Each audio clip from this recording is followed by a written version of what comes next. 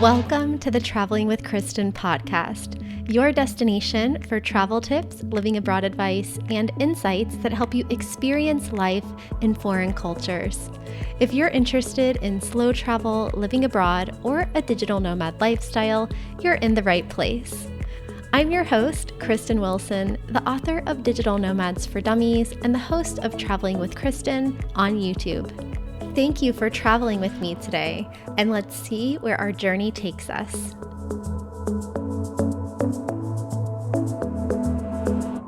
Hi there, Kristin Wilson here from Traveling with Kristin, and welcome to episode 268 of the podcast.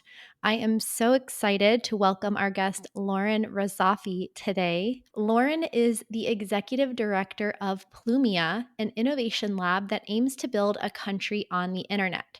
They've been featured in Time magazine, and this lab is part of Safety Wing, an all-remote tech company where Lauren works across media, strategy, and investor relations. Lauren is a technologist, political scientist, and global citizen. The child of an Iranian refugee, she was an early adopter of remote work and has lived and worked as a digital nomad since 2013. Lauren is the author of the Global Natives book, which is an essay collection about the past, present, and potential of borderless work. And she is working full-time now with Safety Wing, helping to create this first country on the internet, but also on a lot of other initiatives to help solve the larger problems of global mobility. They have an idea for a concept called the Nomad Border Pass, which will give people between 60 to 90 days to live and work remotely in a different country, actually multiple countries. So this is a type of pass for you if you ascribe to the same ideology that global mobility should be a human right, and you don't want to have to apply for different visas everywhere you go. But that's also for you if you were born in a country with a weak passport that does require you to apply for visas wherever you travel for tourism. With Plumia and the Nomad Border Pass, someday, hopefully, that will no longer be an issue because they aim to negotiate bilateral travel agreements with different countries on your behalf, making it easier to travel internationally. But in the meantime, as Lauren will explain to us today in the interview, the first version of the Nomad Border Pass will be an application hub where you can see if you qualify for different digital nomad visas around the world and apply for them in an easier, faster, more efficient way. This is a fascinating conversation. I hope you enjoy it as much as I did. Sit back, relax, and allow me to introduce you to Miss Lauren Razavi. Lauren, I am so excited to welcome you to the podcast today. Thank you so much for being here. I know we've been in touch over email for a while, so it's great to finally speak with you. Absolute pleasure to be here. Thank you so much for the invitation. And we were just chatting before we started recording because I was asking where you were, and you said that you were in Amsterdam, one of my favorite cities. So can you tell us a little bit about what brings you to Amsterdam and kind of the places that you live around the world?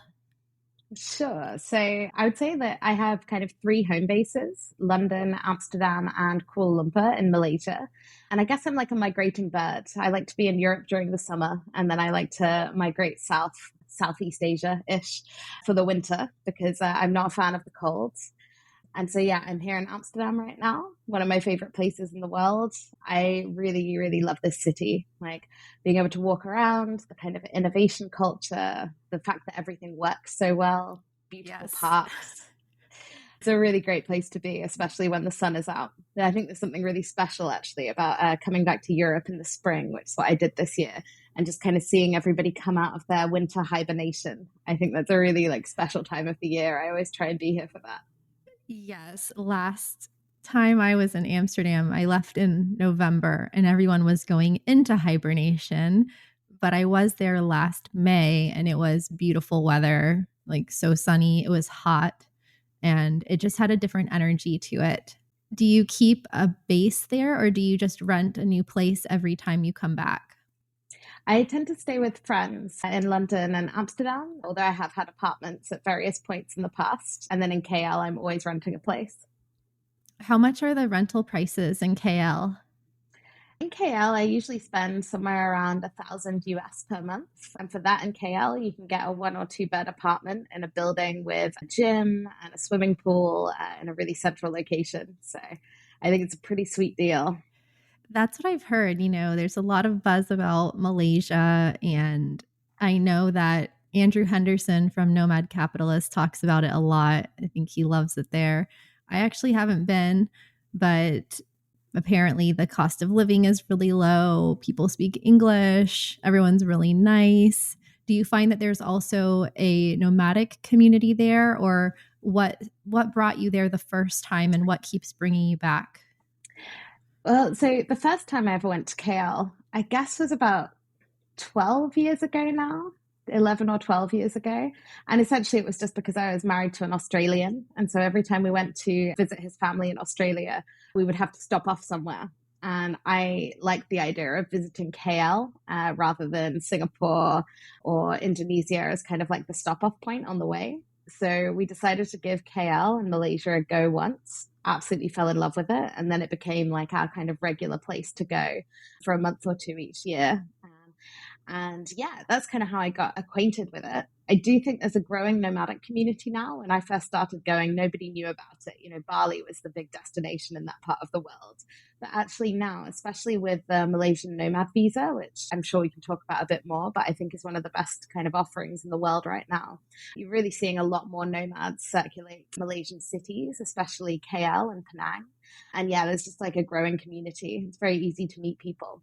I also find that the kind of tech and innovation ecosystem there is sufficiently small that you can kind of like get very stuck into events and meetups and things. And you end up sort of running into the same people quite a lot. So it's very easy to kind of expand your social network in Malaysia, I find. And as you said, everybody speaks English. It's kind of a lingua franca between the different cultures in Malaysia. And that sort of opens things up a lot more than some places. I also think Malaysia is like a place of internet people. Like Malaysians themselves are very, very engaged with what's happening in the world, what's happening online. And so it's very, very easy. You find you have a lot in common with people as well as being able to kind of share the language. Nice. Well, you definitely sold me. I mean, it's been on my list for so long, so I'll have to get over there. What would you say is the best time of year to visit? So personally, I think between like October and March is the best time, but that's kind of because there are other parts of the world that I like to spend time, like Northern Europe, North America, that the weather is not so good at those times of year. So it's nice to be able to go somewhere where it's a fairly consistent, like 30 degrees Celsius hot, and not a lot of kind of variation in the weather from day to day. There is a monsoon season for Malaysia, but I never really know when it is. It's just like sometimes you get wild tropical rainstorms and sometimes you don't. Okay, sounds a little bit like Florida. Yeah, I guess so. Well, what struck me about you is that I stumbled across a podcast that you did a long time ago. I can't remember the name of that podcast right now. And then I found out that you were working with Safety Wing and Plumia, and I started reading a lot of your writing. And you have such a depth of knowledge on the perspective of a location independent lifestyle. There's a lot of people that have come into the lifestyle since the pandemic, and it's a bit of a different journey, when you're in your first 5 years of being a nomad, 10 years, 15 years, 20 years. It's just like with anything. If you're learning a musical instrument or you're learning a new skill for work, the first few years that you're doing it is a different type of learning curve than after you've been it for 7, 8, 9 years, however long that is. And so that's why one of the many reasons I wanted to have you on the podcast. But can you give us a little bit of background info on how you started out in this lifestyle, how long ago that was, and how that led you to your position and your career today? Sure. So I have been a digital nomad for a very long time now. The term OG nomad is sprung around me within the Safety Wing team for sure. So I started kind of officially nomading, if we can call it that, in 2013. And I'd already been remote working for a few years while I was at university during that time.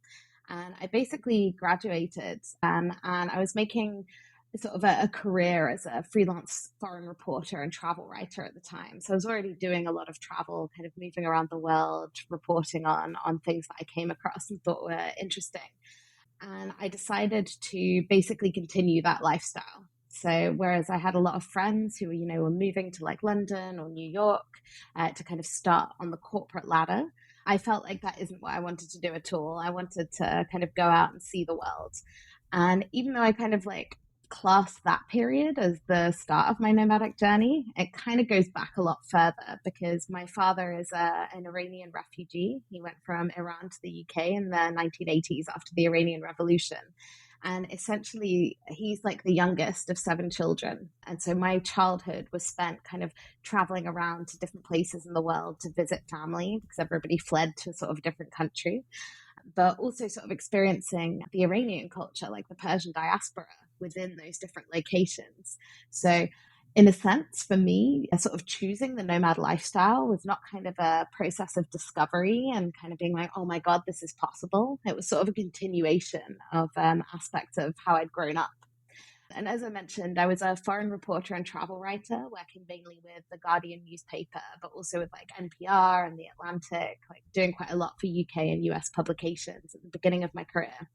And in 2015, I became the first UK journalist to report on digital nomads. So I wrote a story for The Guardian about digital nomads and kind of co-working communities. And that sort of, I guess, started a process of me becoming quite embedded within that kind of global digital nomad community that was just emerging at the time. So maybe to try and set the scene, it was people like Peter Levels and Mark Manson and Steph Smith, sort of indie creators, author types who were sort of pursuing this lifestyle and beginning to commentate on it a little bit back then. And I just kind of found myself in the heart of it.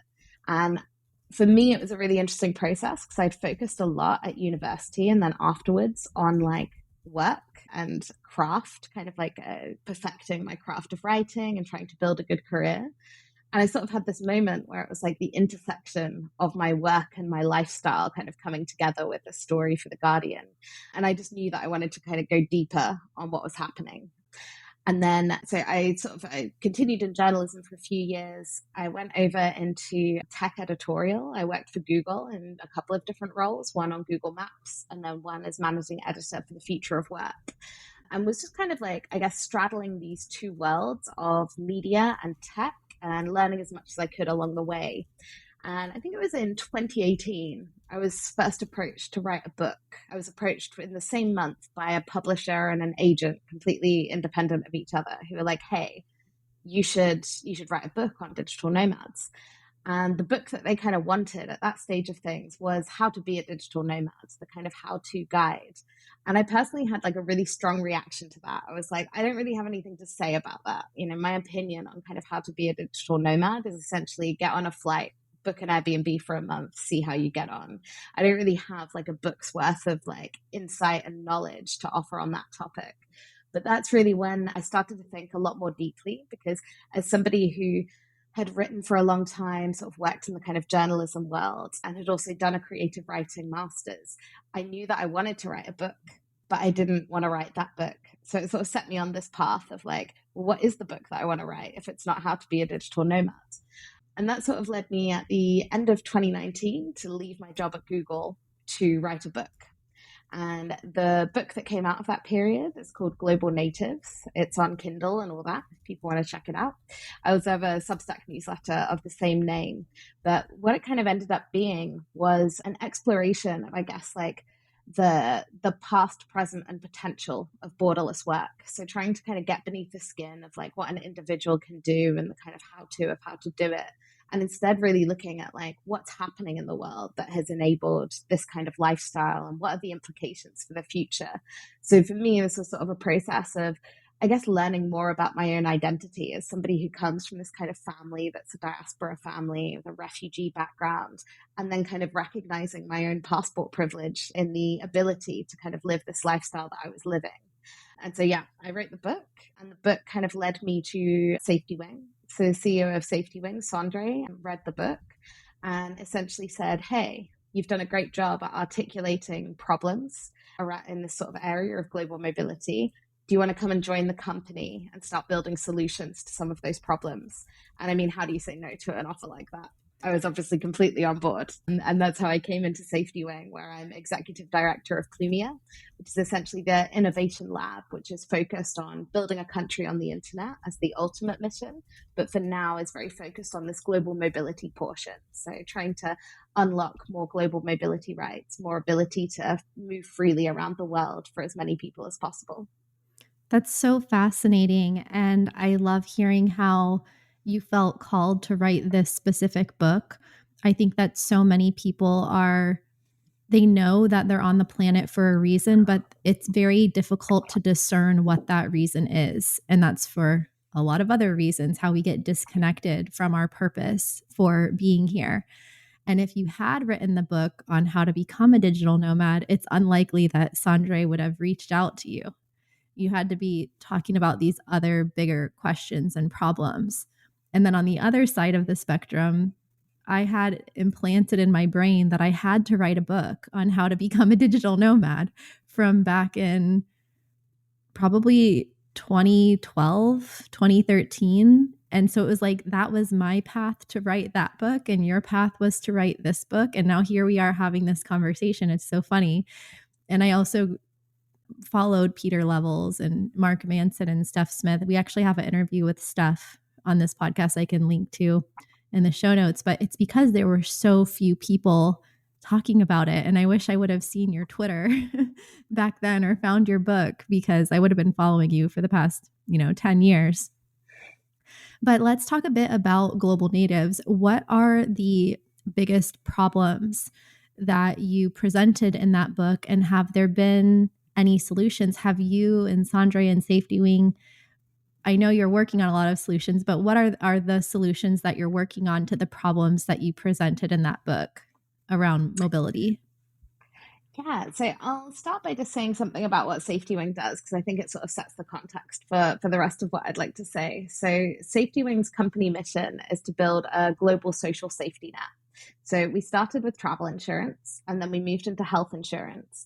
And probably towards the end of this year, maybe the beginning of next year, we're going to be launching actually the full global social safety net product. So that's including things like health insurance, unemployment, disability, parental leave, all of these kind of things that in at least good countries, you sort of have a provision for based on the taxes that you pay, the kind of social welfare provisions.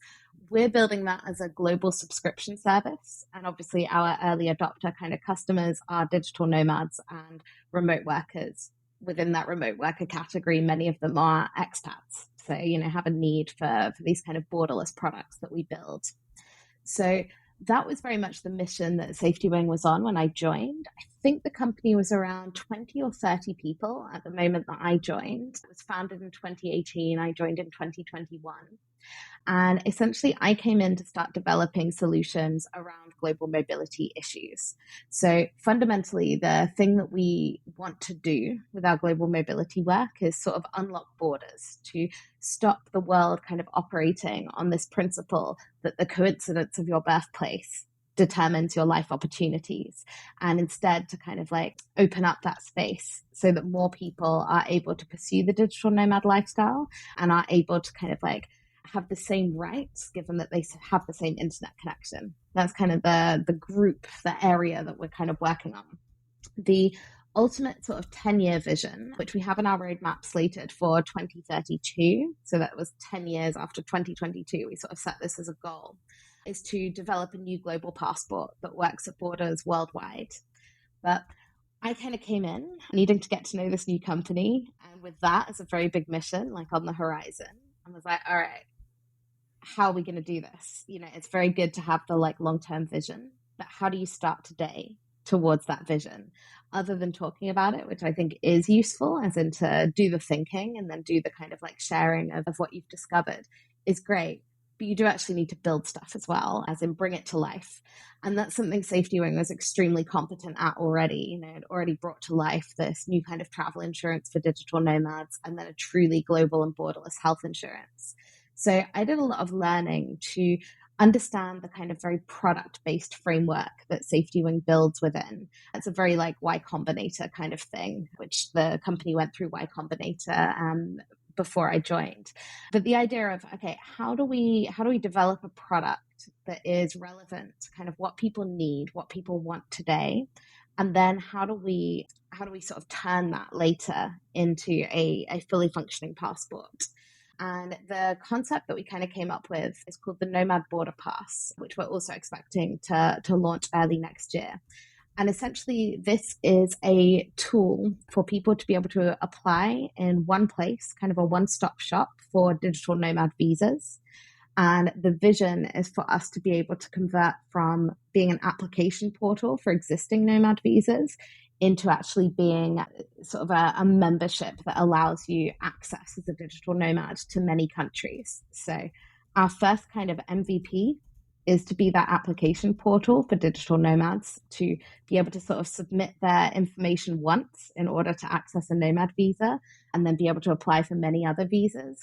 But then we really want to kind of develop that out to sort of be a package, like a subscription, a membership that allows you to move around the world with more flexibility and fluidity. And so that's kind of our central product and the product that I'm responsible for at the company. And as part of that work, as part of that project, we have been going quite hard this year so far on policy work. So one of the projects that we have, and I can give you the link to sort of add to the show notes or whatever, but one of the projects that we have is creating an international standard for nomad visas. So I'm sure like many of your listeners are going to be going, yeah, nomad visas, because if you're going for like one individual country, the processes are kind of fine. But if you're a nomad and you're looking at 10 different countries over the next 2 years, suddenly the visa process becomes extremely like bureaucratic and arduous. Like there's so much friction involved and it's so confusing. Like the term nomad visa is thrown around really lightly, but actually countries between themselves don't have a great understanding of what a nomad visa is at this stage of things. And so what we've done is essentially we created a policy paper with a former international diplomat who is like international lawyer, like trade envoy for like 20 years. We worked with him to create a policy paper that's basically proposing what the international standard for nomad visas should be. And the idea is that countries that already have visas can try and bring their visas in line with this international standard. So it becomes easier for nomads to understand what they're getting into and their products, the kind of visas themselves, become more appealing. And then there's this other group of countries who sort of know that they should do something about nomads, but perhaps haven't launched a nomad visa yet. So we kind of want to give them a framework to be able to do that. And so we're really just trying to like bring some order to the chaos that has emerged post-pandemic in this global mobility space. And if I can add one more thing, I'm aware that I'm waffling on at this point, but continue. This is great. I think one of the most interesting things about nomad visas is how, you know, a lot of the policies that came originally sort of in response to the pandemic were quite like panic policies. They were just like, oh my goodness, like tourism is dying. We need to do something. Okay, maybe nomads will come. But one of the things that sort of happened, I guess, in that somewhat like chaotic or panicked environment of the pandemic is countries began to like move the needle. It became less important what your country of origin was and more important what your income and profession was. And so that's something that, you know, is not total equality in one fell swoop, quite obviously, but it is a step in the right direction because even though there are obviously like global inequalities and a lot of policy is kind of reinforcing them right now, things need to change. Nonetheless, a person has much more control over their profession and their income than they do over their country of origin. It's like you're not kind of like destined to your fate just by where you were born, if actually that's not the fundamental criteria by which you have to navigate the global mobility system of the world. And so I think that's actually a really exciting aspect of nomad visas. And one of the reasons that we're wanting to kind of like double down and help bring some order to the chaos of that arena, because it feels like a step in the right direction. And for us at Safety Wing and at Plumia, it's been a really interesting learning opportunity to kind of interact with governments. Like I do a lot of collaboration very directly with governments to understand why they're interested in nomads and what they would like to achieve for like their local communities, for their kind of government KPIs in order to kind of like drive things forward and harness the momentum of digital nomads. So it's been absolutely fascinating. I'm very optimistic. I'm very excited for us to launch the Nomad Border Pass and get people moving around the world in the wild. Yes, it's so needed. And I love that Safety Wing is such an innovative company. And I've been following them from the day that they launched. So I love the mindset of the executive team and everyone working there to take this to a more macro level of international policy instead of thinking small, like, let's create. I mean, there's a lot of services now that are making it easier to get digital nomad visas. And you guys were like, let's do that. But then let's also create a global standard for a nomad visa and then lobby that to governments to help them align this process, because a lot of it, they basically just took their regular residence permits and long-term visas and then put digital nomad on the name. There was nothing streamlined about how any of these nomad visas were rolled out, with the exception of a few countries, like Estonia and places, but very, very onerous, as you mentioned. Yeah. Sorry to interrupt you. I just wanted to add one thing there, which is something that we discovered really quickly working in this space was that there's no country really has a legal definition of a digital nomad, which is wild. Like if you actually think about, okay, we're going to launch a visa for this like group of people, but without kind of stopping to actually define, okay, who is and isn't a digital nomad? How do we understand what a digital nomad is within these kind of like frameworks, like these national and kind of legal frameworks in the world? That was so like surprising to me, and it made the work feel so much more urgent, in the sense that, okay, with this project, we can start with a definition and it can be a legal definition that makes sense within these kind of existing systems. And actually, to standardize anything, you've got to start with like a language that you're using. You've got to understand what you're talking about, right? And so I've been very delighted with that so far.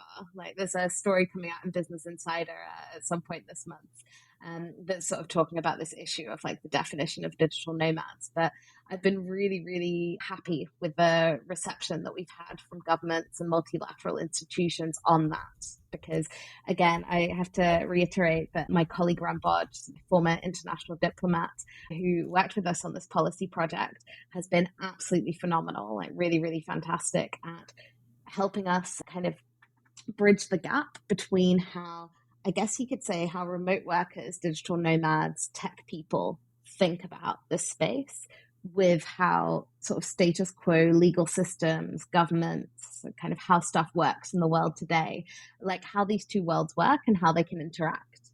I always see the work that we do at Safety Wing and Plumia as really being about building bridges between the world that exists today and the world that we want to create in the future. And yeah, this has been, it's definitely been a lot of learning and hopefully a lot of good progress in that direction. Yes, it's also interesting that there's no legal definition of an expat or a person who temporarily lives outside of their home country.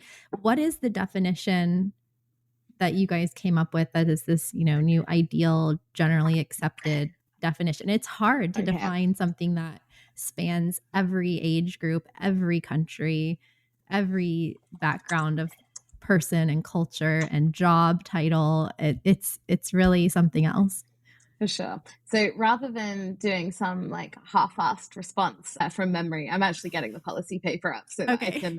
I can share it with you, because when you do all this work, you then want to be accurate when you're asked the question. And thank you for asking the question. I have copied and pasted a lot from the Plumia paper. We'll talk about that later, but right, we'll start with the Okay. definition of a nomad. This is so Yeah. exciting.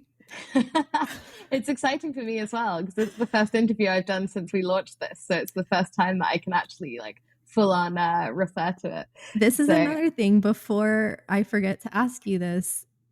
Well, we'll do the definition first, but I feel like no one knows what you guys are doing.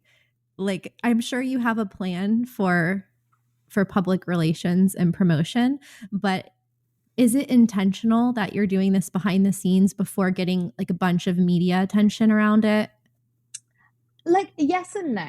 So like we are great believers in Safety Wing at essentially like doing the work and then seeing what people make of it. You know, we're not a company that is trying to build like a really, really robust like public relations arm to kind of like sorry to use the Britishism, but you know, to like toot our own trumpet, you know. There's all three founders of Safety Wing are Norwegian, and they have that Yeah. like kind of beautiful modesty and humbleness that I Yeah. really associate with like Norwegian and Swedish cultures. And so, yeah, we don't shout about what we're doing a lot. That's not really the focus. We'd rather kind of focus on like creating the value than promoting what we're doing most of the time. But at the same time, we are actually very, very open. So, you know, in an interview like this, like I'm under no restrictions in terms of what I can talk about. It's very much like down to own judgment. And that's the case for everybody in the team. And so, as much as like we don't invest a huge amount of money and try and get, you know, like lots and lots of like publicity for kind of our ideas or whatever, we are very, very open, whether it's in like a one-on-one conversation or a public conversation, and basically telling people like what they want to know. So yeah. I'm going to go out on a limb here and make a prediction. I think that we're going to see the same tidal wave of attention around this as we saw with the first digital nomad visa. So when Barbados came out with theirs, and then it was like this media storm because it was such clickbait and everyone was talking about it, you know, live in Barbados. And then it was every other country jumped on the bandwagon without this real background research or understanding of the visas they were creating. But that was such a media storm because once somebody picks it up, every other, you worked for the Guardian, you worked for all these big like, you know how it works, you know, it's like breaking news and then everybody wants to have it, because if you don't have the breaking news, then you're falling behind your competitors. So I don't know, I see like once this is fully developed and it's launched and it's out there, like the Nomad Border Pass, the passport, even if that's in the 10-year plan, I think it's going to blow up, and it's going to be like, oh my God, there's this digital country. You can be a citizen, you can get healthcare, you can get a passport, you can, you know, you can be from Rwanda and you can just travel the world as a nomad without having to apply for visas. I mean, it's a game changer. I know you guys know that, and probably everyone listening to the podcast knows that, but like the mainstream doesn't know that yet. So I feel like that's going to happen. I'm happy to help. Like I've told Sandre this Thank you. before. I was like, let me know. Like I want to be involved, but you know, we can keep talking about it here on the podcast. But yeah, like if you need help with that content side, just let me know, because I feel like it's part of my purpose to help distribute this or help, you know, spread the word to other people. So Thank sorry to get you. off topic, everybody. I'm just so excited. If you have anything to mention on that, let me know. Otherwise, we can go back to the definition of the digital I nomad. I think probably going back to the definition, otherwise I'm going to lose the tab and it will be lost in Okay. the many open Oh tabs of my no. brain and my world. Yes, always at least 100 tabs open, literally and figuratively. Yeah, for sure. All right, so it's 6 criteria. So number one, the individual relies on remote digital technologies for work. Number two, the location where the digital work is performed is different from the economic base of the work. Number three, the nature of the work is such that the individual has the flexibility to work and travel simultaneously. Number four, the individual has the flexibility to choose their location. Number five, the individual visits at least 2 locations each year outside of a home base or a friend or family's home. And number six, each change of location involves crossing an international border. That is our legal definition of a digital nomad that has been very well received by all of the governments that we've spoken to so far. We're in conversation with around 40 governments. Okay. So the two things that stuck out to me are changing places. This is what's hard to really specify for people. Changing places two times per year, and then also crossing borders. I like that you made that distinction because being a digital nomad can be a phase where sometimes we're digital nomads and sometimes not. How did you guys come up with the idea that okay, it's going to be, two places per year?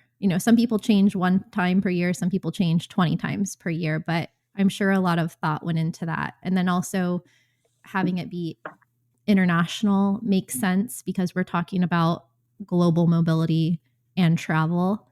But then there's other people that might be nomadic, let's say within the Schengen zone or within, a certain, like their same country. Yeah, I mean, you're right. Like the Schengen zone probably isn't a great example in that sense, just because it still involves crossing borders. Yes, the borders are very fluid. Yes, the borders don't have border Invisible. checks, but Right. nonetheless, Yeah. it's still borders. But there are a lot of American digital nomads, for example, who actually don't leave the US but do travel around. I think on that end of things, you sort of have to dig down into what's the difference between a digital nomad and a remote worker, which is something that I think we sort of left aside from this project because of the emphasis on global mobility.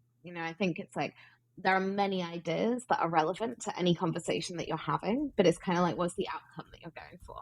The outcome that we're going for is the standardization of visa policies. So it makes sense very much to focus on that global mobility aspect of things. So I think that's kind of the number one thing that I would say. In terms of the definition of like 2 locations per year, essentially one of the things that we dug into quite a lot and wanted to be really clear on is kind of like what is the ideal scenario for a digital nomad within the current system, so within the current parameters and restrictions of the world that we live in. And the biggest contributor in that respect of like what's the biggest factor to consider is taxes.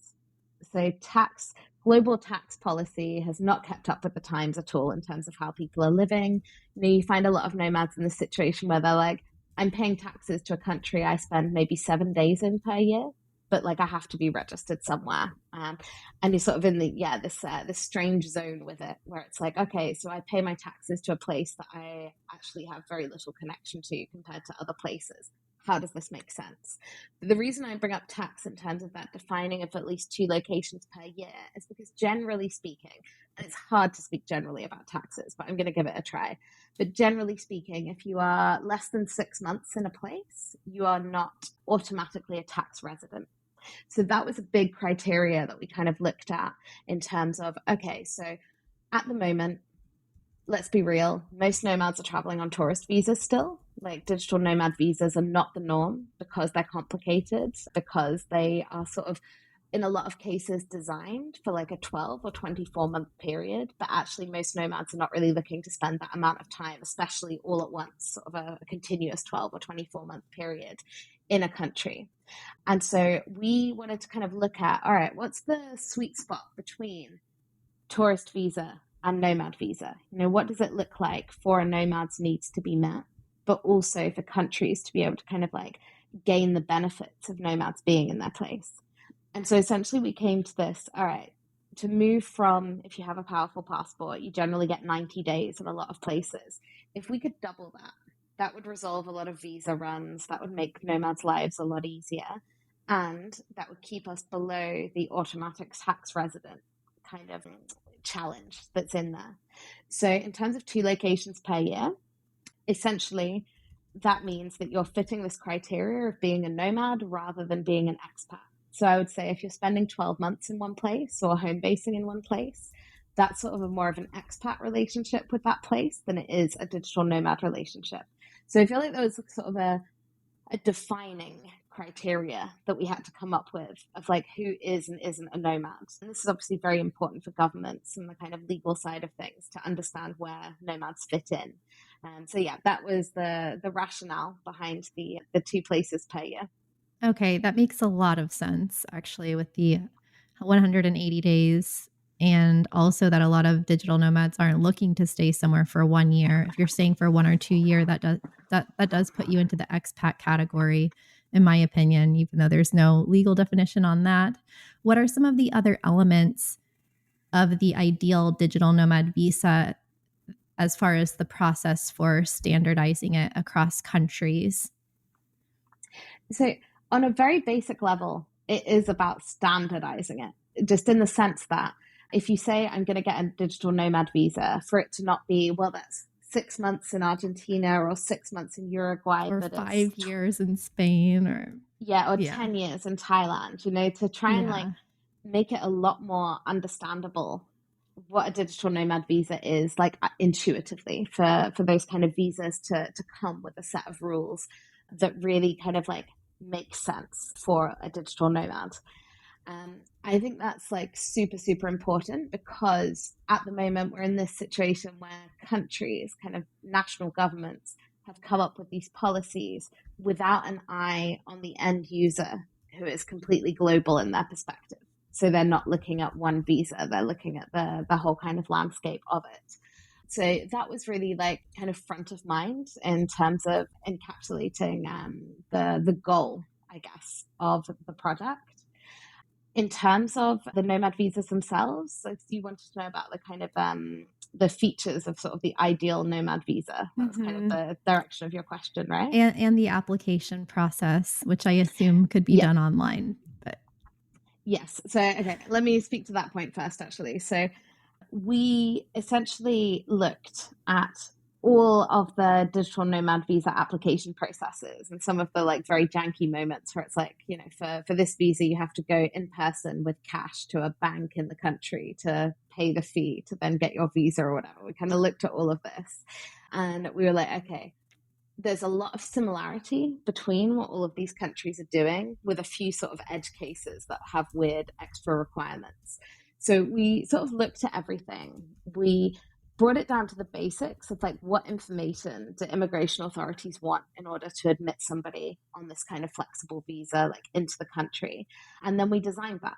And we designed that in a very like safety wing way. We created an application flow that is very, very intuitive, that talks to you like a human, that sort of guides you through this bureaucratic process that is such a kind of headache if you don't know what you're doing. Like, I've been through a few different countries, like visa processes, and it's just like, it's done in its own language. It's like if you've lived in the country for 10 years, you understand how it works intuitively, but actually if you're a new entrant, it's really, really hard. So we wanted to make sure that that was like, again, really geared towards the nomad end user, the kind of global person who is used to interacting with Uber and Airbnb and Google and Meta, like all of these kind of like very, very slick tech platforms. We wanted to kind of like create something that was at that same standard, which I have to say, the majority of governments have not been successful in creating that kind of standard of user experience and kind of digital interface. So yeah, we designed that from the ground up. We've also designed an eligibility checker for nomad visas. So basically, the dream, at least for me as a nomad, the dream thing of being able to input a bit of information and then actually see which nomad visas you would be eligible for, which ones are maybe, and then which ones are a definite no. And so yeah, we've really kind of tried to bring that down to prioritizing the user. What is the user experience that is not comparable to like government experiences right now, but is actually comparable to the tech that we're all using every day? Because we feel like citizenship services, government services should be hitting that same standard as Google, as Uber, as Airbnb. Like, we're out of excuses now. Governments have not digitally transformed at the same rate as the private sector, and it really needs fixing. So we're very, very sure on that, of wanting to make it as robust and as user friendly as possible. So in terms of designing the infrastructure, that's been super, super front of mind. And then on the sort of the more legislative kind of regulatory side, it's really about giving this definition. So if there's a definition of digital nomads, if there are clear parameters, that makes that international standardization process much more likely, much more appealing, and sort of giving triple wins. We talk about this a lot within the Plumia project. We talk about triple wins. We want to create triple wins for governments, for host communities, and for nomad travelers. Like, that's the kind of framework that we're working within. And so that's involved a lot of conversations and collaboration with both Nomad end users, including people in our team, but also more broadly in the Plumia community, and then with governments themselves to really understand, what is your motivation for launching a Nomad visa? Why do you want to attract digital nomads? How are you going to deal with these issues like gentrification, like property prices going up, etc.? Like how can you deal with that on the ground? Are there areas that nomads should be going to which actually need revitalization and are underpopulated rather than having them come to your Lisbon or your Bali that's already very, very saturated? Mm-hmm. And what about the minimum income requirement? Have you found equation or formula that governments can use to determine what should the minimum income be, as this is ranging a lot, as you know, in some cases like Albania and Georgia, they really don't have a minimum income requirement, or it might be €1,000 per month equivalent, but other countries can request a lot more. Have you ever struggled with packing for trips, trying to balance comfort and style without overloading your suitcase? Me too. That's why I'm so happy to introduce you to the Travel Pants by Unbound Merino. Unbound Merino makes clothing designed with the traveler's needs in mind. It's ultra light and compact and also wrinkle resistant for easy packing. I especially love their pants that have a hidden zipper back pocket, and they're also really stretchy and comfortable for when you're on the plane or travel days. But they're also stylish, working for a lot of different travel occasions, so you don't have to look frumpy in your sweatpants. The best thing about merino wool is that it doesn't smell, it dries really fast, and it's moisture wicking. It's naturally antimicrobial, and so you don't have to wash it very often. Unbound Merino's wool is certified cruelty-free and responsible, which is really important, and you can check out all of their great styles by using our link in the show notes. Check out Unbound Merino today and help support the show by using our link in the show notes. And what about the minimum income requirement? Have you found equation or formula that governments can use to determine what should the minimum income be? Yeah, so I mean, this is an area of huge complexity, and it's something that I think is one of the more difficult aspects to standardize, at least as the first move. So, our focus has really been on looking at what exists at the moment, the kind of range of nomad visas, speaking to governments about their motivations behind the criteria that they've set, sort of seeing where there's flexibility, and then seeing what like an international standard might look like. But I'll be really frank, for our MVP, the first version of the Nomad Border Pass that we launch, I'm almost certain that it will be in line with government's current income requirements, and that will be different for different countries. So when I'm talking about our application flow, for example, when you input your initial information, we'll probably ask for the your kind of income, and then we will have kind of on the eligibility checker indication of whether that kind of meets the minimum requirement.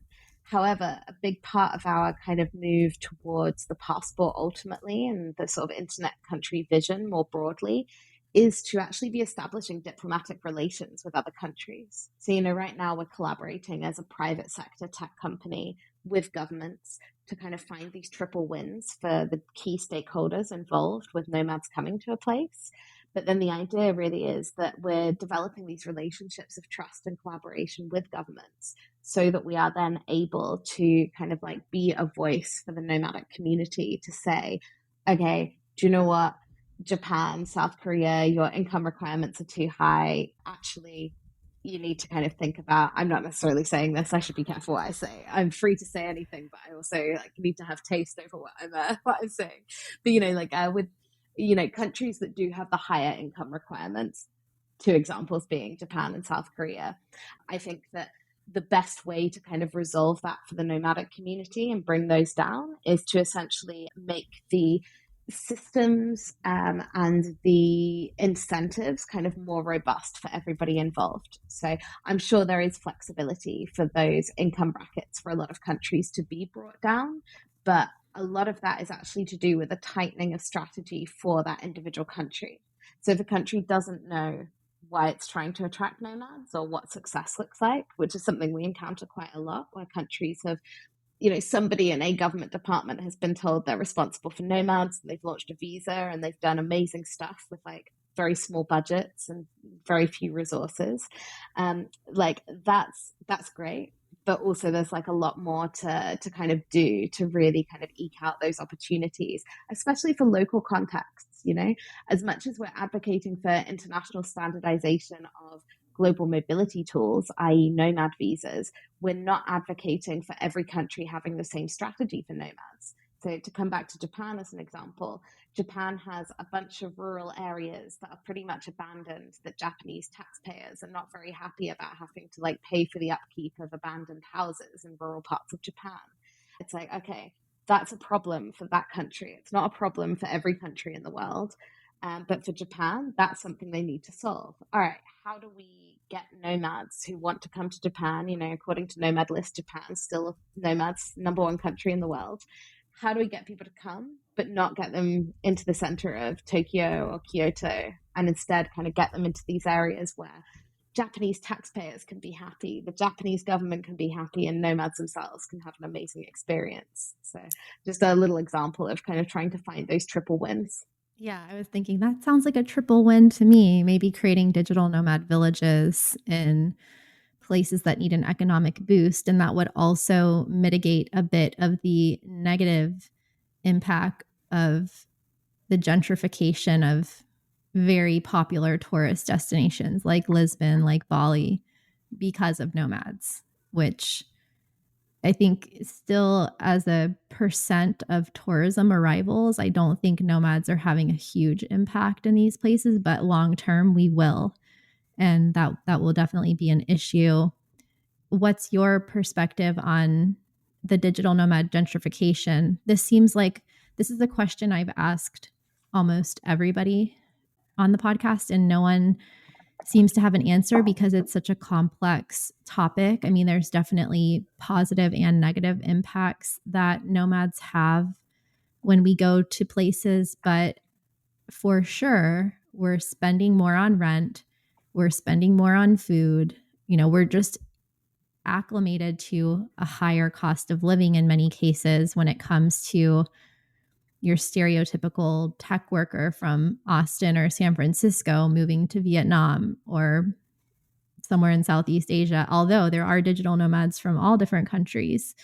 You could be going from Kenya to Amsterdam, and then you're going to have a big jump in your rent and your cost of living. So yeah, what are the conversations kind of behind the scenes at Safety Wing about that, and any ideas for solutions? Yeah, so as you said, gentrification is a really, really complex issue. But something that I find really interesting to think about is that, a lot of the problems that you see now, there have been controversies. I talk about one in Mexico City in the book in Global Natives. But, there have been these controversies where you have like, let's say an American or a European going to somewhere like Mexico City and then tweeting about how wonderful it is to be a remote worker there. And then significant backlash from Mexican locals who are like, I can't afford to live in the neighborhood I grew up in anymore because of all these kind of like foreigners coming and essentially like taking up the property, paying more, etc.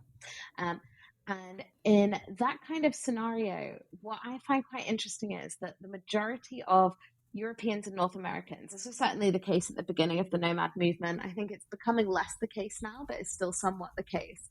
But, the OG nomads were rejecting the high property prices, the gentrification of cities like London and New York and Paris, San Francisco.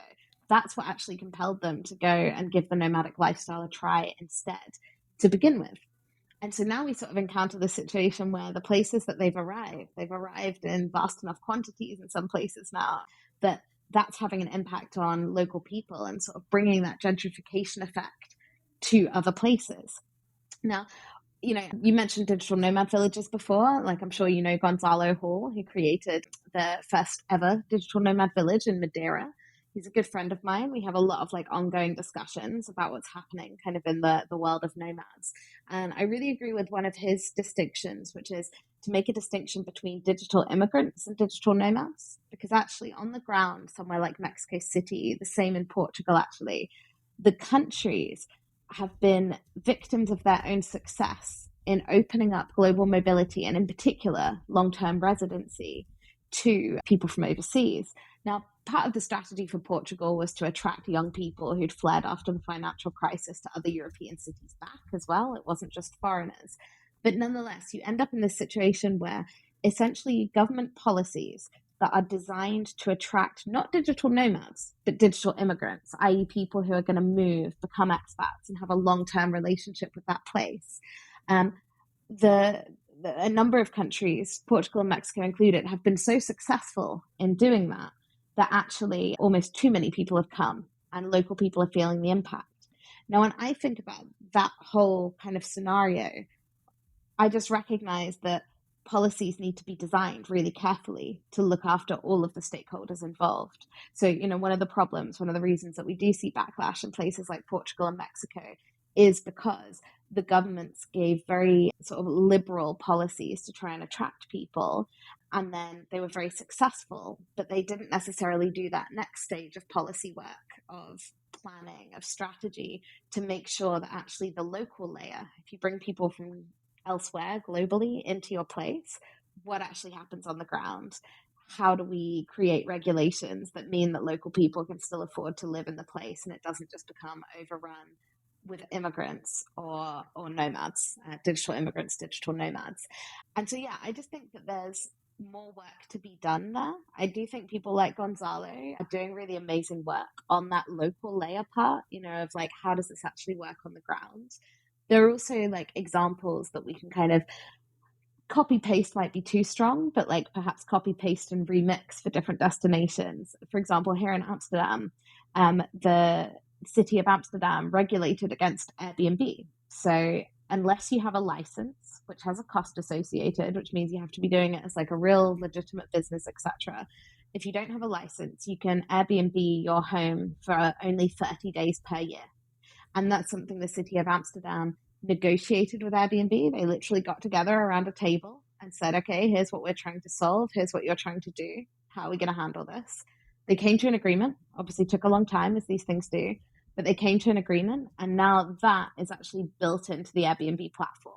So it's not like that's the law, but actually if you're an Airbnb host, you can just ignore it and hope for the best. It's like, no, within the platform, there's a counter and 30 days max is like what you can do in the year. And I think that's like a good example of a city going, we're already suffering from over tourism. Actually, we don't want all of our city center, like every house by a canal, to be converted into an Airbnb. We need to like look after our city. So here's what we're going to do. And I want to see more of that happening in the world. So it's something we really try and encourage. And the work that we do with governments is like, okay, can you think this through as much as possible? Can you plan for some of the issues that are going to come up? What do you need? How do you kind of create those triple wins that I keep referring to? And actually, a lot of the time, governments are very, very receptive, especially if other places in the world have already found a solution. So I don't know how many governments I've spoken to and kind of said, okay, what are you going to do about gentrification if this is successful at the level you want it to be? And they say, we don't know. Do you know what Amsterdam did with Airbnb, as an example? There are other examples of other kind of sharing economy platforms and such to just basically like control how prevalent something becomes in a city. And, for example, I think somewhere like Lisbon, if Lisbon implemented Amsterdam's Airbnb laws, a lot of the housing issues would not be as prevalent as they are. Yes, in Lisbon's case, in Portugal's case in general, I think it's really clear that they lacked some of that long-term planning that Safety Wing is doing, because they seem to be trying to fix everything in reverse, which is not ideal, but there's still definitely solutions that they can implement, as you mentioned. But it is interesting how the golden visa boom is kind of conflated with the digital nomad boom now, when a lot of the people that came were digital immigrants and not digital nomads, and also a lot of retirees, and also a lot of investors, foreign investors from Russia, from China, that are just buying passports in places. And that's why a lot of those golden visa programs would be wide open for a couple of years. And then when they got over their capacity, they had to be shut down because there were just too many people coming in. So it would be nice if they listen. And it's really encouraging to hear that your team is, going behind the scenes and actually lobbying on behalf of the digital nomads and being a voice of reason and just a consultant. It's great what Gonzalo is doing, and also other individual digital nomads who have been able to get open those lines of communication with different governments. I think Croatia is a good example. I can't remember that guy's name. I don't know if you know him, the digital nomad who basically pitched the digital nomad visa in Croatia.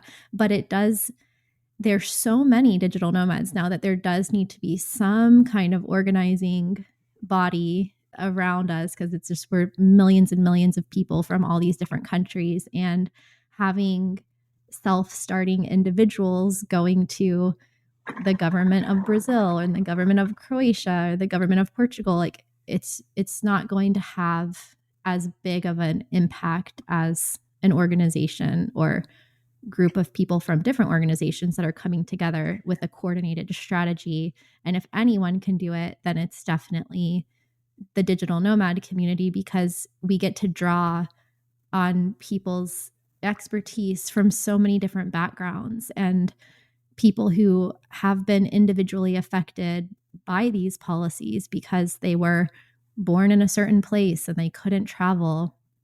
I've had people on the podcast who are from Vietnam and Kenya and all different countries that are just don't have the same opportunities. So definitely grateful that you guys are doing this. And I was also curious if roving retirees have become a topic of conversation and within SafeDoing, because I've told people, why not apply for a digital nomad visa? If you meet the requirements, you might not be working remotely, but if you're receiving a pension remotely or passive income remotely, then that could still count. Yeah, so I think retirees are not like a key kind of like target customer for us right now. But obviously, we have some customers who are at that end of life. And I think we have enthusiasm for serving anybody who basically is living a borderless lifestyle. But we are having like a lot of ongoing, quite large conversations about retirement and about what retirement looks like for millennials and Gen Z and future generations. Because when you're designing a global social safety net, an assumption is that you will have some kind of pension or retirement aspect in there. We sort of work on that assumption. We're working to kind of build that into our offer. But at the same time, it sort of prompted a lot of very philosophical conversations among our team about, but what does retirement actually look like these days? Because the majority of people you speak to in the world, certainly from like North American and European countries, are like, oh no, I don't really expect like the pension system, like retirement, to exist. Like, as in, I'm not betting on it. Social welfare systems in general around the world are sort of breaking down. Like, they're not in a great state. Aging demographics is a very, very big kind of contributor to that. But it's really prompted a lot of conversation around what would we want as the end user for retirement. Does retirement as the model kind of actually make sense? Or is there like a new kind of product category that we need to figure out that meets that need? So just to give an example, very interesting, or I thought was a very interesting conversation is, is the new model of retirement actually sabbaticals? So, rather than it being a case of pay in for 50 years or however long it is, and then withdraw your money at the end of your life if you survive that long? Is it more like you go a certain number of years of work and then that sort of earns you some time off of work? I like that idea as a nomad myself, because I think that when you are nomadic, when you're a remote worker, especially when you're a freelancer, you can be very bad at taking time off. You sort of have this idea floating somewhere out here that's like, maybe I want to take 6 months off and write a book or like digitally detox or whatever. And then it's like, you don't do it. Like it's Yeah, not an because auto response. Yeah. no, it's so hard. There's now sabbatical coaches that are like teaching people how to take sabbaticals because there's so many moving pieces. Yeah, so exactly. So that's just to say something about retirement. I do think that that's a very interesting and poignant conversation, and one that it feels very correct for nomads to kind of lead the charge on, because I think, like, we were the early adopters of remote work and combining remote work and travel. And it's like, all right, so there are other things, especially as we all get older. Like I'm in my early 30s now. I was in my early 20s when I started nomading. And it's like you do start to think differently. You think maybe a bit more short term when you're younger. And then you start to think about, all right, so what does the next decade of life look like, the next 2 decades, as opposed to just what do the next 2 to 5 years maybe look like. So I am really grateful to be in a company where we kind of have these discussions, and where we have them in a very philosophical way, because it's like, fundamentally you have to know if you're asking the right questions, I think, to make the right products. And sometimes that means not asking the obvious question of, how should retirement look? Okay, tick, tick, tick. But instead kind of going, okay, what is retirement for the internet era? Right. Because this traditional concept of retirement is also outdated. And on an informal level, many people in the traditional workforce, as well as freelancers and entrepreneurs, small business owners, basically just figure they have to save for themselves. They have to create their own pension plans because, I've never worked for a company as an employee. So I've never had that kind of safety net for myself. So when I graduated from college, I opened a Roth IRA, and then I just started learning about investing and everything on my own, just assuming I would never get Social Security or I would never have any sort of 401k or anything like that. And it's kind of become understood, like, that unless you're from a good country, quote unquote, that you probably won't get much. And a lot of people, even in the US right now, of course, are struggling to live on their retirement, on their Social Security in that country. So you have a few different dynamics happening where, well, of course, there's inflation, there's low average Social Security checks that are less than $2,000 per month, and you have a cost of living increase. And then on top of that, you have gentrification just naturally that's happening within countries and cities that has nothing to do really with tourism or digital nomads. But being from Florida, especially since the pandemic, I mean, prices tripled and Miami became the most expensive city in the US because we have people from New York and all over the country coming here. But that's happening in California, it's happening in Austin, Texas, anywhere that becomes like a hot spot, people get priced out, and then kids can no longer afford to live where their parents lived and had houses. So there's this bigger issue as well. But I'm also curious what Safety Wing has been discussing around taxes, because I kind of figured, I wrote this article in 2019 where I was just thinking out loud about if there would be some kind of global tax for digital nomads at some point, especially if all of these countries have standardized digital nomad visas and are working together.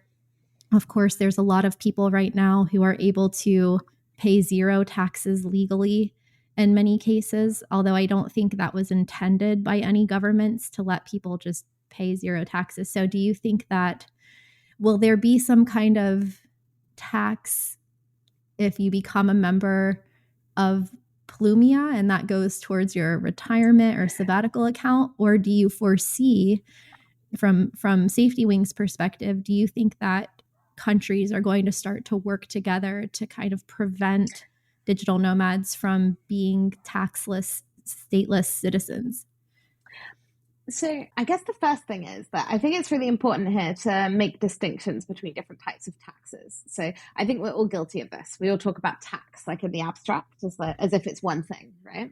But I guess the actually, income tax, let's say, or yeah. as a tax So domicile, like people that have they are, let's say they're from Germany and they change their tax domicile to a country that doesn't have a tax on foreign income, and they receive their income in another country. Therefore, Yeah. yeah. Yeah, I understand the kind of point you're making, and I'll speak to kind of both sides, but I just want to make that distinction up front because, like, there are income taxes, there are transaction taxes, there are corporate taxes, and there are consumption taxes. And like those are just a few, right? There's actually loads and Sales loads of different tax. tax infrastructure. Yeah. So many taxes. But essentially, with income taxes, I think it's a really big thorny problem. And nomads are just one group within that much larger how do we do global tax problem, right? Mm-hmm. I don't think that there will be a great solution for it. I think countries can band together and they can be like, okay, we're all going to do the same stuff on taxes, basically, and global people. And when I say that, I don't just mean nomads. I also mean like investors and entrepreneurs, and like people, corporations, sure. But yeah, it will be very, very difficult in the sense that all it takes is one country to not join that coalition of countries, and all nomads, investors, corporations, or whatever just go to that country. And as it stands in the world, there are an awful lot of incentives from different countries and governments for both corporate and individual tax structures. They are competing in this space. I don't think we're going to see like global policy that like straightens everything out. I just think that like it's for reasons way beyond the nomad movement, but the nomad movement kind of gets like caught up in it. It's just not very practical. So I think we will still see competing kind of jurisdictions for taxes, and therefore we will see people able to kind of leverage that competition between jurisdictions to pay where they want and what they want, sometimes 0%, obviously depending on a whole bunch of things about how you structure your affairs. But yeah, I don't think there are easy solutions there. I think it will still be quite a wild west for the foreseeable future. Yeah. However, on nomads specifically, I think so. One of the things that we would like to implement in the future, and there's no kind of like date on this right now, but it's kind of there in the thinking around Nomad Border Pass, is essentially nomad taxes that operate like tourist taxes.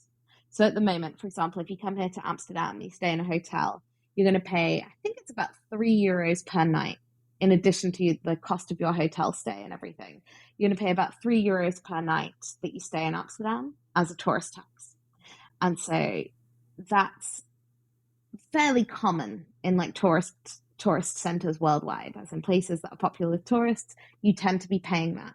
That's collected at the accommodation provider level, and then it's delivered to the government. So the accommodation provider just kind of becomes like the tax collector in that situation. But it means that if you're coming as a tourist, you're contributing something back to kind of that locality, that region, that local community. I think something similar to that for digital nomads would be great, in the sense that so we've collaborated with a couple of universities to create it's kind of like do research, do surveys and things of nomads. And one of the things that comes up in that, and also with user interviews when we're speaking to people about our products, is that nomads want ways to give back, to contribute to a community. A lot of folks talk about having been involved in, like beach cleanups or hackathons or whatever. And they're like, this is great and I'm happy to do it sometimes. But actually, I wish the infrastructure existed for me to be able to like contribute, and not like contribute by registering and going through a horrible bureaucratic process in order to pay income taxes in a place for 3 months and then move on. No, much more like I'm staying in this place, this town, this city, this area. I would like some of my money to be able to like go to this community to basically help with the issues of gentrification, perhaps create more infrastructure for me as a nomad or for the local community to be able to become nomads themselves. We've seen this huge like desire from nomads on that front. And in my personal opinion, like nomad taxes that operate like tourist taxes would be a really quite low lift and efficient way to give nomads the ability to pay into the locality that they're in. And if you think about that from the perspective of you or me, like the nomad end user, I don't think it's a huge ask to contribute maybe somewhere between like €1 and €3 or $1 and $3 per day over the course of a year into the places where you're spending time. I think that the majority of nomads, obviously everybody always has financial considerations. We'd all like to pay less taxes and like have cheaper energy and all of these things. But if you kind of put that aside, it's like a separate conversation. This seems like an opportunity for nomads to be able to sort of give that contribution back to local communities, and another way for local communities to actually be gaining something from nomads being there beyond what I still think are really valid, but what I would call soft benefits. So, there are a lot of benefits to nomads coming in terms of knowledge exchange, in terms of like potential improvements to infrastructure to attract that audience, et cetera, et cetera. But I do think it's also really relevant to be able to like pay very directly into the places where you're spending time, give them more flexibility to be able to do stuff to prepare for nomads and to upskill their own populations. Yes, I think that would also help with just general cultural integration between locals and nomads that is very similar with tourists and locals or expats and locals. There is this divide because people are there temporarily or people live there permanently. And so this can maybe help bridge that gap a little bit and also foster more understanding of the locals of digital nomads so that there's less pushback and resistance and these, media headlines that are very controversial. But I do think also to circle back to the taxes, I think you make a good point with a tourist tax or a nomad tax. I think most people would be on board with that. And that seems like a good way to get started. And also, the global income tax situation probably will be maybe 100 years or so on before they are able to standardize that, if at all. It kind of reminds me of the way that countries behave with regard to climate change. It's like kind of like a game theory situation. Everyone's in it for their own best interest. Like a country like India or China doesn't want to pull back on emissions because an island is going underwater. It's kind of like that with taxes, like certain, especially island nations and countries that are wanting to attract tax residents aren't going to stop because larger, wealthier countries want them to, kind of thing. So it is kind of the Wild West. Well, let's talk a bit about the practical ways that people can be a part of this. So we have Safety Wing as the kind of umbrella company, I guess, for the nomad insurance, remote health insurance. I know those are different departments, but I think a lot of people that listen to the podcast are probably familiar with those, and we can link to those in the show notes. I know I've talked about it a lot on this podcast. The next project that you're working on, so as I understand it from reading your website, you have the Nomad Border Pass launching first, and then long term is the concept of Plumia, which is the digital country on the internet. When can people start to be members of the Nomad Border Pass? And then we'll get to Plumia after that. And then I'll let you go, I promise. Okay, so actually I have to flip it around from what you said because actually people can become part of Plumia right now. Oh, so, true. Yes. So we have a community called Plumia Social Gardens, and TLDR, it's essentially like geography or location and interest-based WhatsApp groups. So if you're a digital nomad going around the world and you would like to connect with other digital nomads who are engaged with kind of what's happening in the space and interested in the future of the movement, we essentially offer like a free community interface for that. It's completely free to join. I'm going to actually bring up just and share it with you now so that I don't forget later. And I think I'm a member of it. And you also have a great newsletter. So we'll link to that. Yeah. And, okay, sorry, go ahead. You go. Oh, I just realized we haven't defined what Plumia is. We've talked about it a little bit, but I have just written in my notes. I can just read from your paper there. So it says Plumia is a dream of a country on the internet. Recognizing that countries are tools with a purpose, we aim to build infrastructure that supports freedom and opportunity for everyone. The mission is to cultivate wholesome citizens and communities in a borderless world. We have a direction and a purpose, but the path will be created as we move forward. For now, we seek to establish a founding chapter of the people who will walk this path and help build this cathedral. So is that kind of the way that people can be a part of this ideal of Plumia, is by joining the community? Yeah, so social gardens is really kind of our hub of people interested in the mission. So it's a very like near term like use case situation here where it's like if you want to meet other nomads on the ground in a place, we're helping you with that. But the kind of larger idea is that community activities like this begin to build a sense of national consciousness. So there's a lot of meetups going on around the world through social gardens right now. So there'll be like dinners, like going like bouldering, like all sorts of things, like whatever people want to do. But they tend to, every time I'm in a place, I'm like either hosting or participating in these kinds of meetups. And one of the things that I think is really remarkable about it is how often you hear other people's stories and kind of what they're thinking about in this space of where do digital nomads kind of lead us, and what's this kind of concept of an internet country? How could it help us overcome some of the hurdles that we face in the world today? And so, yeah, community is really the way to get involved right now. There are a number of online groups within social gardens that are proactively working on some part of the internet country mission, like from their own vision, from their kind of like own interest or area of expertise. So there's lots of opportunities to kind of get involved, I guess, with like the framework for thinking about a lot of this. There's a lot of really knowledgeable people out there who are nomads, who are interested in these ideas, who are kind of coming together. So it's a really great way to kind of get involved right now. We also have a couple of newsletters. So there is a Plumia newsletter, but we also at Safety Wing have a newsletter called Borderless. And that's essentially a newsletter for global citizens. Our tagline is that it's for people living across borders and working on the internet. And there, every week, we're sending out kind of curated news about the latest nomad visas, about kind of what's happening in internet culture, digital nomad space. And we also have this really fun little map game in there where it's like guess the country, which has proven to be incredibly popular amongst subscribers. People get I love it. yeah, you're one of the people getting excited and enraged. Yeah, I love the quizzes. Yeah, it's good fun. But yeah, those are two ways to kind of get involved with Plumia now and stay up to date with what we're doing.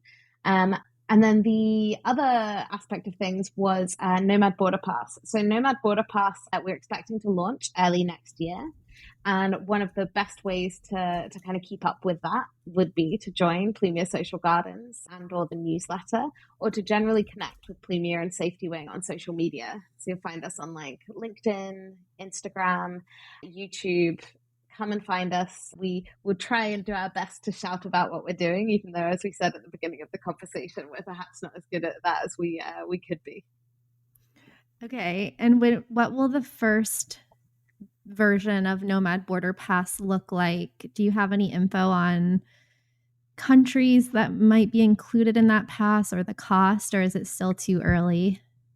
It's still too early. Like too much is still like under discussion for me to be able to kind of go, all right, here are Okay. 3 bullet points. But maybe we can do another interview at the point where we Yes. are announcing all of that publicly and really get into the weeds. Yeah, maybe January, sometime like that. Okay. We could even be in the same place, Kristen. Yes, definitely. Amsterdam is the obvious choice. Oh, not in January. No, no. Oh, yeah, true. Depends on the month. Depends on the month. Okay. What about as far as the like a target, maybe number of countries? Just as I understand it, this could be something that people join, and then Nomad Border Pass would give them access, visa free access to certain countries. Is that how it works? So the first version that we will launch, the MVP, will be much more like an application portal for existing Okay. Nomad visas. That will be like the first kind of iteration that we're able to offer to our members. And then we'll be sort of developing things from there. But Okay. we're sort of speeding towards that MVP right now. It's like, okay, what is the world ready for? What is doable, et cetera, et cetera. And the idea is certainly for that application portal step in the kind of journey of the product, I guess, that we will have as many countries as possible included there. So basically, the vision is still definitely that if you want a nomad visa, if you want to go anywhere in the world as a digital nomad, come here first. And we're going to hopefully make your life extremely, extremely easy compared to going like other routes to be able to do that. And then when you've used one nomad visa, be able to kind of go on to the next one without filling in all of your information again, et cetera, et cetera. So that's kind of Yeah. the first MVP vision. From there, I mean, there's quite a lot in the works. I am actually having to be very careful right now at the end of our conversation about what I'm saying publicly and what I'm not, because we're not ready to kind of announce certain things yet. But let's just say that we're working on a lot of really fun kind of added benefits for our members who'll be part of the Nomad Border Pass. And we will also be sort of developing basically as quickly as possible from that MVP of giving people smooth access to Nomad visas. Our policy work is still going to be going on as well. Our hope is that in, 5 years' time, what a digital nomad visa is very clear to everybody. Digital nomad visas are standardized, and our product can go beyond, like far beyond just being kind of a portal for nomad visas and into being kind of new set of global mobility privileges for our members, for digital nomads. So It's almost like a digital nomad virtual goodie bag of perks. Can you yeah, I think throw it is like that. platinum status in there with a few airlines? There are many travel benefits that we would like to add for sure. I'm very Amazing. interested in this area as a very long-term traveler, as you are. And then what would be the time horizon for Plumia? Is that still within the 10-year plan? Well, so Plumia today does exist as an innovation lab. Obviously, the vision is to launch a passport and for Plumia to be one of the first countries on the internet. I think to come back to our kind of modest, humble approach to things in the very Norwegian style at Safety Wing, for us, it's really about like creating the product, creating like the possibilities more than it is kind of a particular title or timeline. So, we'd much rather do the work, make stuff possible, and then have everybody else kind of like say, all right, now you're at the point where you're an internet country. I think the passport thing is a bit more clean cut.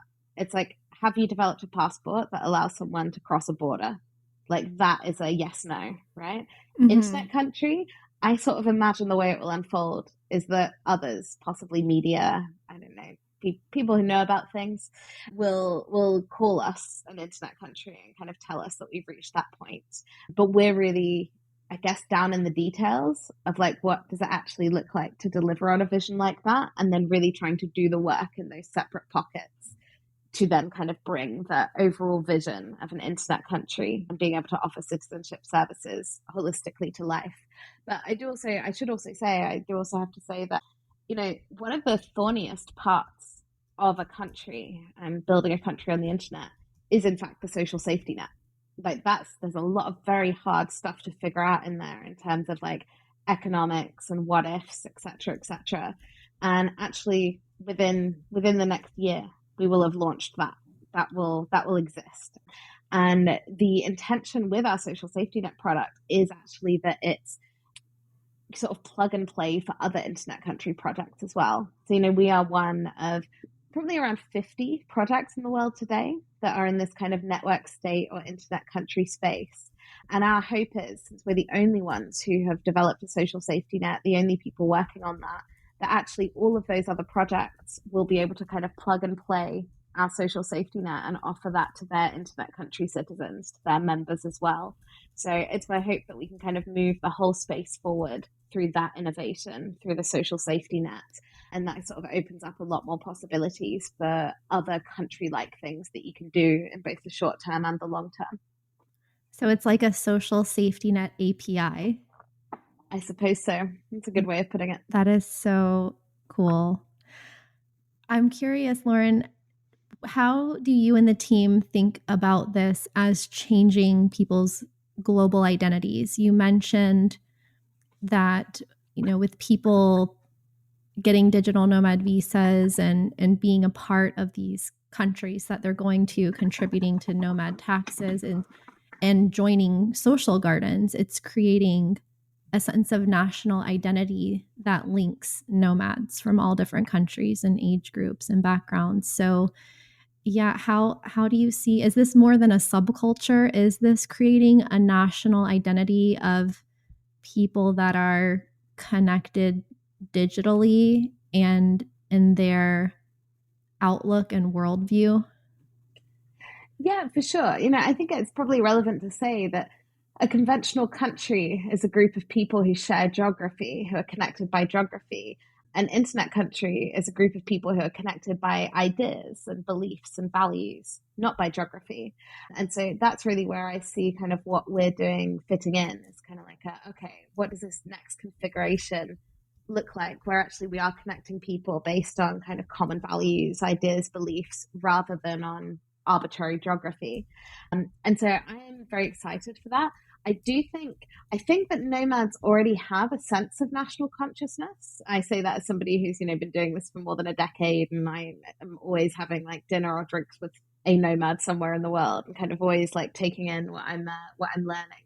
But I do think that there are shared values, kind of shared perceptions of the world, shared perspectives in a lot of cases between nomads. It is like a distinct identity. Interestingly, none of the national political systems have any space for this. Show me the political party in most countries that represents people who would call themselves global citizens, are pro technology, think actually immigration should be looser, not firmer. These kinds of ideas. Like, it doesn't exist as a political party. And I think that it's really vital that those views are represented. Otherwise, we end up in a situation where actually, a pro-immigration stance is considered untouchable by every political party. And so those ideas don't get promoted. We live in a West world. And so, yeah, I think that there's a really kind of unclaimed political space that it's really important that nomads come together and have a voice and are able to kind of like express the world that we're living in and the kind of value system that we're within. So yeah, super, super important. I think maybe the other thing that I'll say, and I will have to run in a moment, but the other thing that I'll just say on this is, so I can't give full details yet, but later in the year, we are going to be running something in collaboration with a couple of other network state projects. And as part of that, we are essentially going to be bringing a bunch of nomads together, a bunch of Plumia community members, in order to try and define a kind of manifesto or the shared values among digital nomads. So it's something that passively as background work goes on quite a lot already at Safety Wing. We're all very nerdy, so we're like, write that down. Like, oh, hang on, what do we do? But anyway, we're sort of already doing some of that work, but we really want to kind of bring people together in a format that's very like well planned in terms of, okay, how can we get to the heart of this? And then how can we actually like take that kind of collaboration and knowledge and actually create something that sort of represents and people, nomads feel represents their kind of worldview, etc. So yeah, that's kind of slated working title as Plumia Manifesto. And we're going to be doing something live, in person, physical later in the year. And then sort of creating that document from there to share with people. So hopefully that will give a little bit more kind of context and depth to the whole set of concepts around national consciousness for nomads. I want to go. And we will make sure you're invited. Yes, I do feel like this brings up a really important topic to just kind of wrap things up here. We don't know exactly how many nomads there are in the world, correct? Have you guys figured that out? No, because without a definition, it's very Yeah. difficult to count people. So we don't know how many nomads there are. We don't know how many expats there are, but there is this nomadic diaspora of our own, but we are almost on the sidelines because we haven't recognized or organized our collective power as a country or as a culture or a group of people. And I was thinking about this a lot because 95 to 97% of expats living abroad don't vote in their national elections, at least from the US. It's probably similar with other countries because you just feel disconnected to those political parties. But we're such a powerful group. We're just a silent group. We're not really making our voices heard on these issues. So I love that Plumia and Safety Wing are creating a way to create change, but also to give a voice to so many individual nomads who who really have a lot to contribute to this conversation. So thank you for that.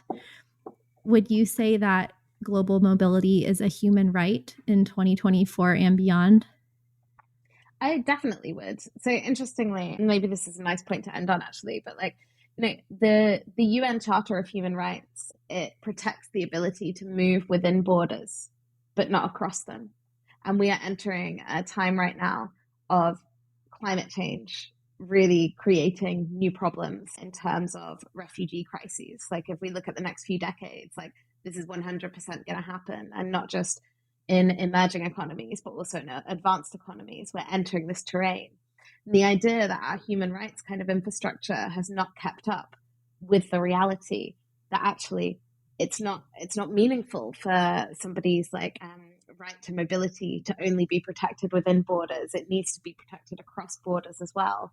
It's really wild that we find ourselves in that kind of position, but it's a really pressing issue. So I do think that it's absolutely vital that global mobility is, I mean, so mobility is already considered to be a human right, but that it's global mobility, that we give some sort of like today's context to that human right, I think is really, really crucial.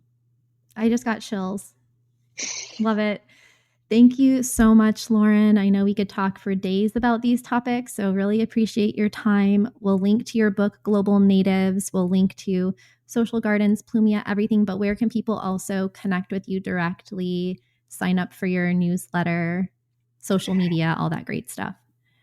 Yeah, so I guess I'll highlight two things. One is globalnatives.substack.com. That is my Substack newsletter, same name as the book. And the second thing is I recently launched a YouTube channel. So find me at youtube.com/@Lauren Razavi, or I guess you can just put my name into YouTube. You can tell I'm new at plugging the YouTube channel. But yeah, you can find me on there. I'm sharing what I know about borderless living after a decade of doing this. So maybe something helpful in there. Yes, I'm a subscriber. So everyone subscribe. We'll link to her YouTube as well.